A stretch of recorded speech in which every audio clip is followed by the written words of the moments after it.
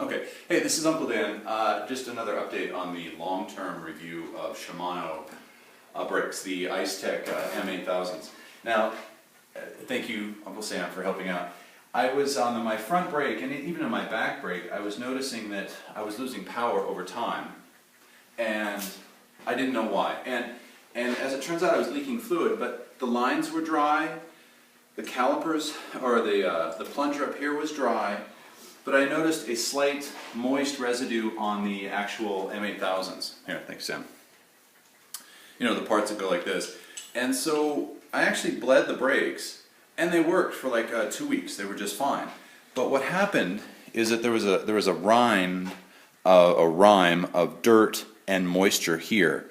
And one of the guys at the local bike shop said, you might look at your pistons being a leak. And so what we did is we pulled these off, and as you know, they go here, you know, it pulls it off, and you've got a Torx, you've got to undo, and you pull this, essentially you take it apart. So I don't know, here, let's see, it goes like this. So the long bolt goes through there, you undo it, it's an Allen wrench, and then, or Allen wrench reduced, and then this is a Torx. Don't ask me why one is Torx and one's regular. But anyway, we took it apart, and there's some, this isn't meant to be an exhaustive blow by blow, but there's some little seals you want to watch out for, etc., etc. But what we noticed is that after we'd taken it apart, there was much more residue here, and can you see in there the moisture, the brake fluid leaking from, we'll call it the caliper, right where it meets the casing of the brake housing. And so that's the source of the leak. And we don't know if we fixed it yet, but let's make sure we can really, can you get in there and see this? Can you see the, hang on a second, let me grab some. So when we pulled the ceramic caliper out, we noticed there's, can you see right there? Yeah, the rubber. Yeah, that's a very thin rubber seal. And so the ceramic plunger goes dome side down into that, like that. And when you squeeze on the brake handle, that's the hydraulic pressure squishes this out. And so we were looking on YouTube that you can reseal these with a little silicone grease. We haven't done it yet, so we don't know if this is like a positive thing. Yeah, it's usually white. Yeah, this is what we're using, Ace silicone grease. I'm sure there's something better. And so anyway, when we looked on the internet, it was hard to find, you know, what we're talking about. So hopefully this helps people. So we're going to put this back together, and we'll do a follow-up, you know, hopefully like after weeks. And this is a success story, because the alternative would be to replace the whole housing, because I don't think you're going to be able to replace just the individual parts. You have to buy the whole housing, which is like 60 to 80 bucks. And as you can see here, hopefully, can you get down on this? You can go ahead and talk, Sam. It's fine. No, it doesn't. Oh, it doesn't show. Well, anyway, this is really smooth. This is a good condition bearing. This rubber rubber gasket looks like it's in just pristine order. So we're going under the presumption that it just some dirt got in there and caused the leakage. And I, you know, again, I'm like 240, 50 pounds depending on the day. And again, we ran this thousands of miles. And I've replaced the brake fluid.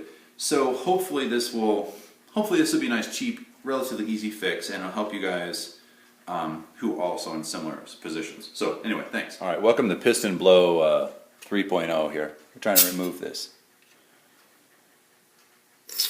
Oh golly! I guess you got to empty the brake fluid. Oh dude, sorry, on your nice shorts too. Well, I think it's baby oil, I guess, or mineral oil. Oh, does it wash out? Well, No. I'm going to say that now, but I have no idea.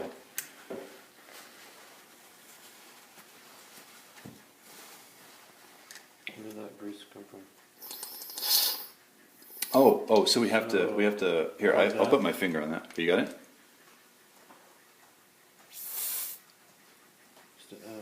help me out. Oh, dude, don't do that. Don't do that, don't do that. So, this is Uncle Dan. I forgot about the brake calipers. They're hard to remove once you get them removed from the bike. It's hard to remove the ceramic piston. And so what we found is we used air pressure and, you know, using your finger to cover the hole and just gently apply pressure.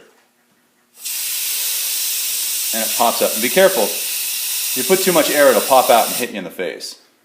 Nope, nothing. That one's not working? I'll try it through, what about, is it? Well, maybe we have to both hold it or something.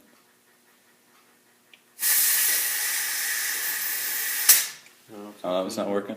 Okay. Well, the other one came right out. We'll stay tuned. We'll see what method works best. So this is Uncle Dan. I forgot about the brake calipers. They're hard to remove once you get them removed from the bike. It's hard to remove the ceramic piston. And so what we found is we used air pressure and, using your finger to cover the hole and just gently apply pressure. And it pops up. And be careful, if you put too much air, it'll pop out and hit you in the face. Nope, nothing. That one's not working? I'll try it through, what about, is it? Well, maybe we have to both hold it or something.